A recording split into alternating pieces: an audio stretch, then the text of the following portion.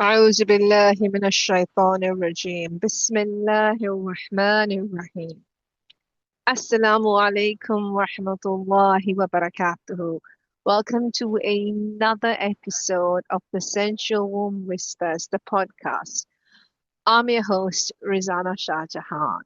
And on this series, Nurul Raham, this is episode 2. To be fair, Yon, I recorded this episode a couple of days ago, but it didn't come up. The volume was not as I expected, as I wanted, and Allah subhanahu wa ta'ala guided me to redo the episode, and let me see what Allah guides me to talk about this time. Alhamdulillah. Bismillah.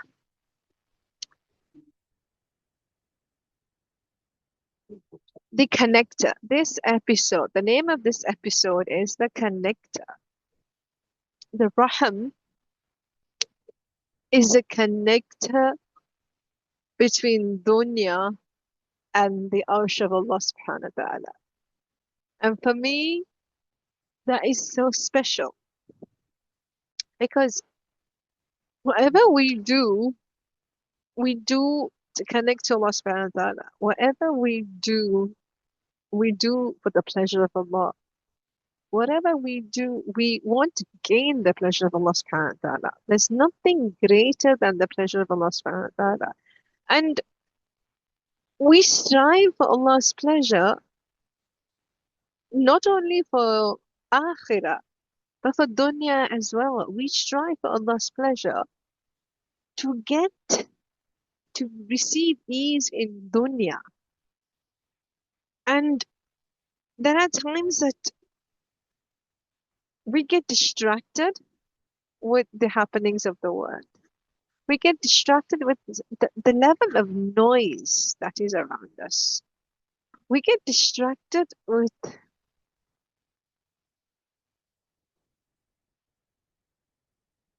from connecting Allah subhanahu wa ta'ala.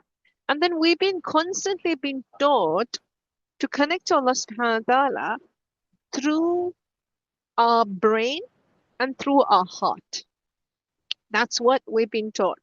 Like if you see traditional teachings of Islam, scholarly teachings of Islam, we're being taught to connect to Allah subhanahu wa ta'ala through our brain and through our heart. And Prophet Muhammad sallallahu alaihi wasallam, there is a hadith where Prophet Muhammad sallallahu alaihi wasallam has told us that the flesh, that one flesh in the body, if it is corrupt, the whole body is corrupt. And if it is pure, the whole body is pure. And that's the heart. And subhanAllah, the heart is common to everybody. But Allah subhanahu wa ta'ala has only placed the womb for a sacred female. And she is the connector from the connector of dunya to Allah's arsh. But can you understand the significance of the connection? Can you understand the significance of the position? Let me tell you. First of all, as I said, our intention has always to be to please Allah subhanahu wa ta'ala, to gain Allah subhanahu wa ta'ala's approval, to gain Allah subhanahu wa ta'ala's pleasure. And there are times in dunya that we lose sight of it. And we lose sight of it because of so many reasons. We lose sight of it because we lose sight of Allah subhanahu wa ta'ala's pleasure because we're struggling. Maybe we're struggling with health. Maybe we're struggling with finances. Maybe we're struggling with relationship. And in these struggles, we don't realize that our connection with Allah subhanahu wa ta'ala is critical. Our connection with Allah subhanahu wa ta'ala is critical for us to gain the ease that we want, to gain the rizq that we want, to gain the ease, the health, the safety that we want. It is from Allah. It is Allah who provides that. But how do we connect it? How do we connect to Allah? And Again, we told to do adhkars, we're told to recite the Quran, we're told to make dua. All of those are amazing. But then if it is not done through the connector, it doesn't lead to the level of sincerity and depth that you and I want. And when I speak about the Rahim being the connector to Allah's Arsh, let me let me put this perspective in. When Prophet Muhammad ﷺ travels on the night journey, Isra Miraj, there was to a level that Jibreel alayhi salam was allowed to go. He beyond that, he said, "This is my cutoff point. I can't go beyond this. You have to go see Allah alone." And Prophet Muhammad ﷺ walked on his own until he reached. It is said that he reached a place with a whale, and Allah subhanahu wa ta'ala was behind the whale. And he spoke to Allah subhanahu wa ta'ala from behind the whale, which means he didn't see Allah's arsh. But Allah subhanahu wa ta'ala created the raham to connect to his arsh. The most beloved slave of Allah subhanahu wa ta'ala, the most beloved to him is Prophet Muhammad sallallahu alayhi wasallam. And he himself couldn't connect to the arsh, where Allah subhanahu wa ta'ala placed the raham to be the connector to the arsh. For us, Prophet Muhammad sallallahu alayhi wasallam is a connector to Allah subhanahu wa ta'ala. It is he who received the wahi from Allah subhanahu wa ta'ala through Jibreel alayhi salam. So he is a connector. But then Allah subhanahu wa ta'ala says, every rahim is connected to Allah's arsh. How significant of a position Allah subhanahu wa ta'ala has placed us. How significant of a position. How magnificent is the one who carries the raham. See, when Allah subhanahu wa ta'ala created Adam alayhi salam, He created Adam alayhi salam in front of all creations. All jinns, all angels, every creation witnessed Allah subhanahu wa ta'ala create Adam alayhi salam. All creation witnessed Allah fashioning him, fashioning Adam alayhi salam, sculpting Adam alayhi salam. But no creation saw Allah create Hawa alayhi salam. Because she is so precious. She is so sacred. And she possesses the raham that Allah created her in isolation, away from prying eyes. That is how Allah deems, values a sacred human being. So the story goes that Adam alayhi salam was sleeping and he woke up and he saw Hawa. And he was like, who are you? Like, he hasn't seen anything like her. Like, Allah subhanahu wa ta'ala taught Adam alayhi salam aql. Allah subhanahu wa ta'ala taught Adam alayhi salam knowledge. So he had aql. So Allah created aql first. Allah created aql first. I need you to grasp that first. Allah created aql, intelligence first. And then Allah created the raham. So when Adam alayhi salam looked at her, he was like, who are you? And she said, I'm Hawa. And Hawa means the one who gives life. Allah subhanahu wa ta'ala is Al-Hayy. He's the ever-living. And Allah subhanahu wa ta'ala has given his attribute to a woman, to a sacred female, and named her the one who gives life. The one who gives life through her raham, which is mercy. So one who gives life through mercy. And this The one who gives life is not only physical life. It's not just giving, it's not about conceiving, it's not about physical life, it's not about giving birth. That is not what Allah subhanahu wa ta'ala is relating to. It goes way beyond that. The Rahim has the capacity to give life to anything it touches because it is connected to Allah's throne. The magnanimous throne, the magnificent throne of Allah subhanahu wa ta'ala, the sacred Rahim is connected to it. So how dare we think that us, the owners of this Rahim, the carriers of this Rahim, we're limited. That we can't, that we're limited, we can't do what we want to do. We are struggling, we're in shackles. Yeah, no. Never think that. I used to think that. I used to think like, especially when it comes to things like risk, I'm like, oh, you know what? My risk is from this person, my risk is from that person, and if they don't pay me risk or they don't give me, it'll be difficult. I used to think that, but when I started understanding and learning that the Rahim is connected to Allah subhanahu wa ta'ala's magnificent Arsh, la hawla wa la quwwata illa billah. I don't need anybody. I don't need anybody. I need Allah. And I am connected to Allah through my Rahim. All I need to do is go to my Rahim, have a communication with her, talk to her, and through her I connect to Allah subhanahu wa ta'ala's Arsh. Isn't that that gives me so much ease, happiness, hope that I'm not dependent on any creation. My well-being is not dependent on any creation, even though it may look like it, even though it may look like somebody is a facilitator for me. But at the end of the day, I am connected to Allah's throne.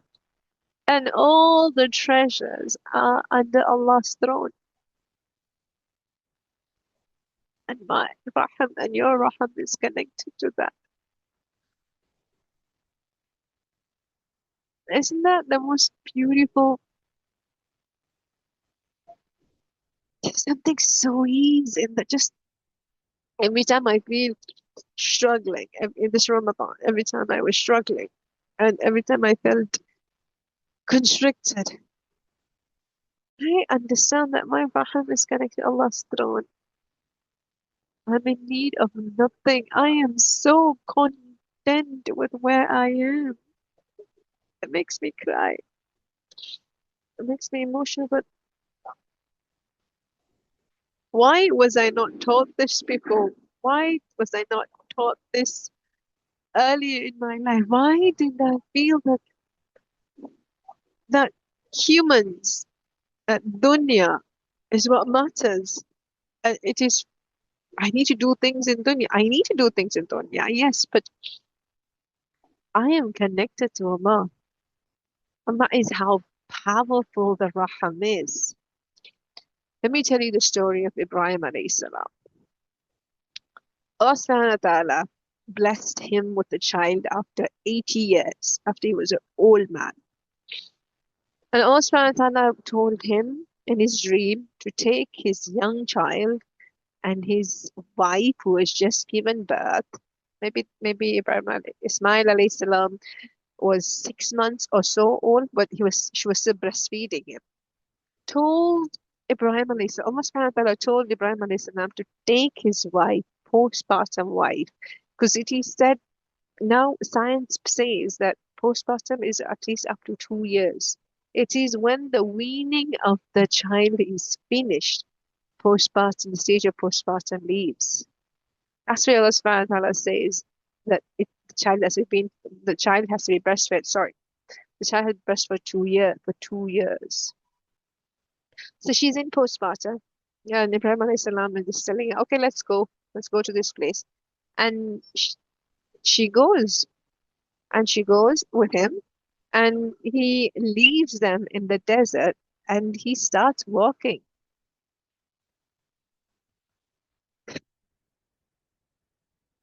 And the story goes that Hajar alayhi salam ran after Ibrahim alayhi salam and asked him 3 times, Ya Ibrahim, like, are you leaving us here? Why are you leaving us? Are you leaving us here?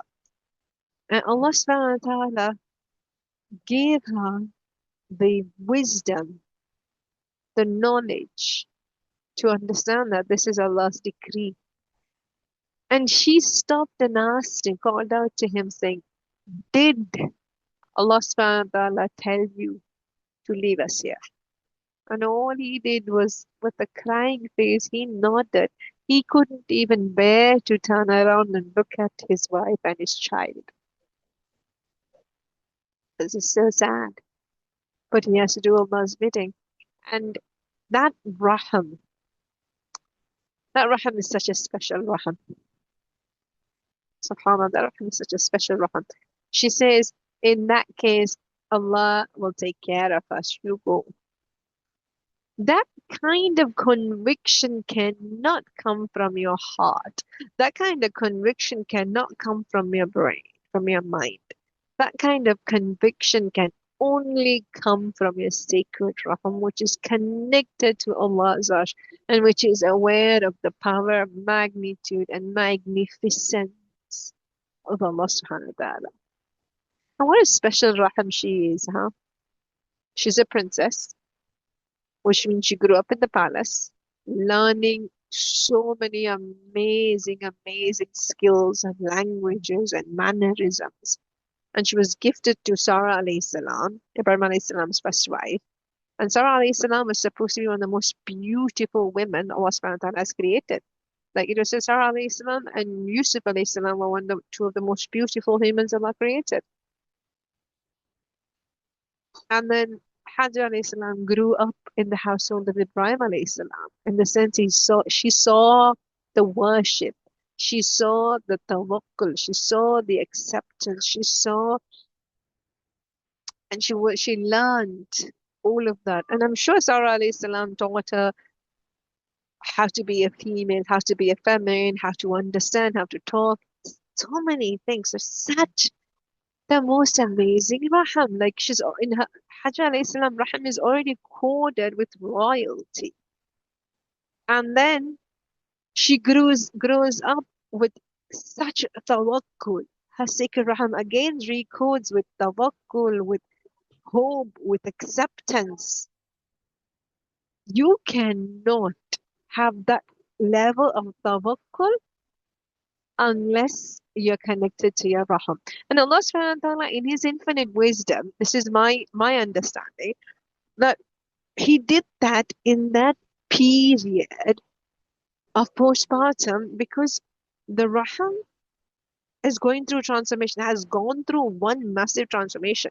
And is going through multiple transformations. Like by breastfeeding the child, your raham goes through a transformation. And any woman who's given birth, she'll understand. And the raham is going through transformation. And it is at this fragile state that the raham is literally like hugging onto Allah's arsh, not letting go of Allah's arsh, like energetically hugging onto Allah's arsh. And this is a time where tawakkul, this is a time where the body is weak. There is fear. The brain creates fear. The amygdala is in the brain. The body creates fear. But this is a time when tawakkul is so strong that she simply accepts. And that is Allah's infinite wisdom. Because when Allah subhanahu wa ta'ala tells Ibrahim alayhi salam many years later, about 10, 12 years later, to sacrifice his son Ismail alayhi salam again for the sake of Allah, Ismail alayhi salam told him, don't tell my mother, she will get upset, she will cry. Because the rahim has gone through transformations. So even though it is connected to Allah subhanahu wa ta'ala, that time of postpartum is such a unique portal. SubhanAllah. This is what I speak to women who's postpartum. Don't rush. don't rush this portal of postpartum. You won't get it back until you have a next delivery, and that delivery will be something different as well. Because I have two kids, both my postpartums were different. And in our culture, postpartum, like for 40 days, there is a night nanny, there is a day nanny, somebody who takes care of the baby and the mom completely for 40 days until the mom has and is able to do things on her own. That's how significant the postpartum stage is. And, and let's go to the story of Maryam alayhi salam. What a most special Raham. Just, she embodies the whole concept of the Raham being connected to Allah's throne. When Maryam alayhi salam was living in the Maryam alayhi salam's birth, the Raham that she came from, subhanallah, that's another coded Raham. Maryam alayhi salam's mum, it is said that she got pregnant with Maryam alayhi salam uh, later in life, like later in her marriage, and she was in anticipation for a child.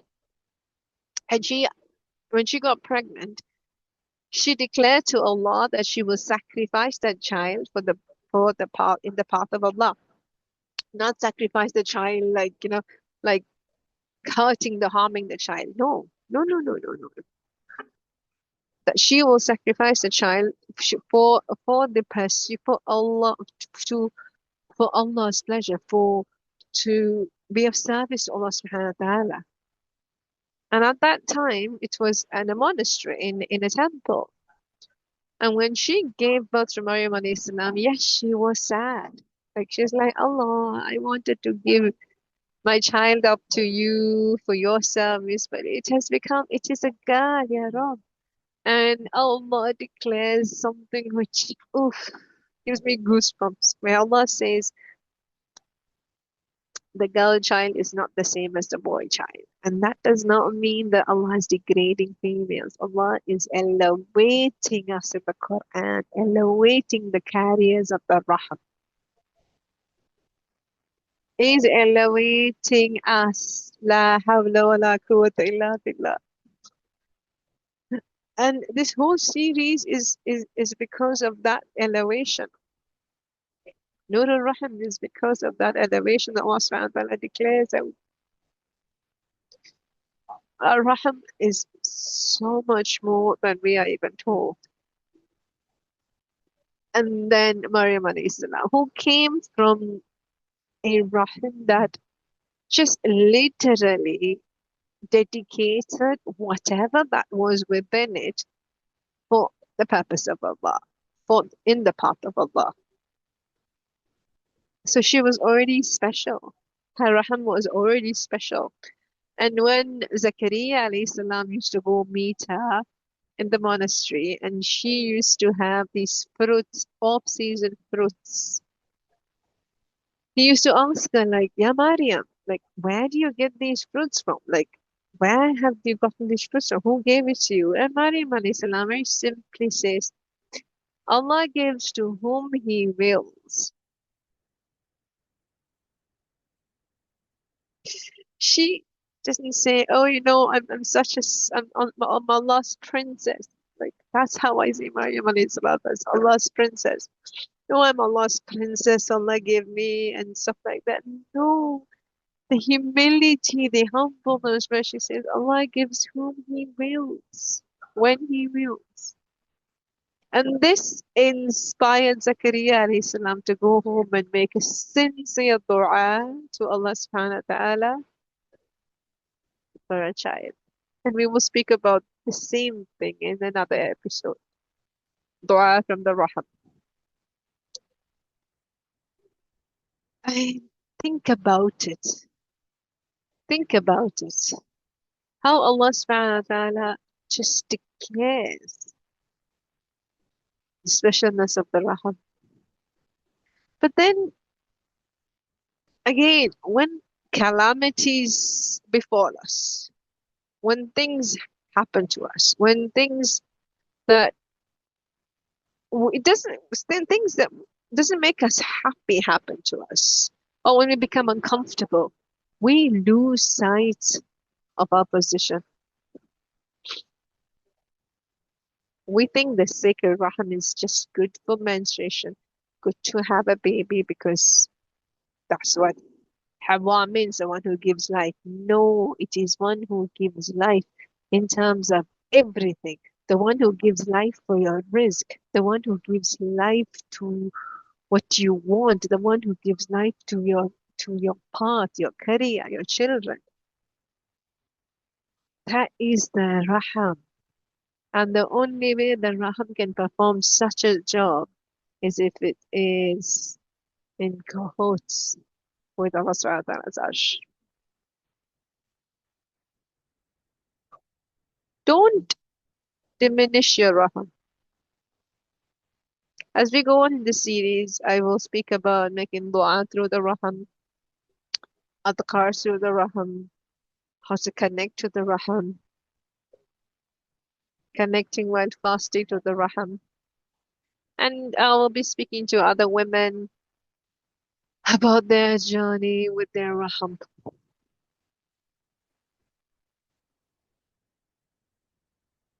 The raham is a connector to Allah's arsh. Have you any idea about Allah's arsh? The Ayatul Kursi, the the the verse of the throne. There is a verse called the verse of the throne where it is said that an angel, when Prophet Muhammad SAW and Jibreel alayhi salam was sitting, an angel from a door in the heavens opened, and Jibreel alayhi salam said, the door in the heavens, a door is open, and this door has never been opened before. And the angel descends, and this angel has never descended to the earth before, first time. And that angel came to Prophet Muhammad ﷺ and gave him the glad tidings of Ayatul Kursi and Surah Al-Fatiha. So understand the magnificence of Allah's Arsh. And your Raham and my Raham is a connector to that. Imagine the privilege, imagine the access, imagine the knowledge that we will be able to download once we tap into our Raham to understand it. The position, the respect Allah subhanahu wa ta'ala has for us. SubhanAllah. Every time I think about it, I just want to weep. I just want to weep that Allah has blessed me so much that I'm in awe. I'm in absolute contentment no matter what happens in my life. I am in absolute contentment because Allah placed a raham within me, and that is connected to His arsh.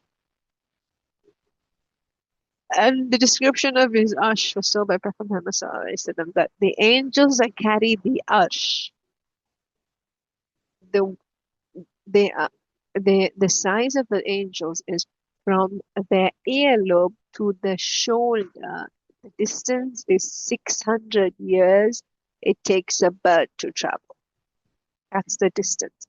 So imagine how that's just from the ear to the shoulder. Okay, this length. Just measure your length. That's 600 years for a bird to fly. Which means imagine how big Allah's arsh, and it's not just one angel that carries multiple angels. Imagine the weight of Allah's arsh, the magnificence of Allah's arsh. Can you even imagine? Can you even fathom such something that cannot fit our imagination? Our cute little Raham is the connector to that. Think about it. A Raham which is like a Raham like nearly the size of our fist is a connector to dunya, to that unbelievable throne of Allah subhanahu wa ta'ala. And then here we behave like we're useless, we're insignificant, we lack knowledge, we do not know anything, where Allah subhanahu wa ta'ala has elevated us from the time of our mother Hawa alayhi salam. Subhanallah.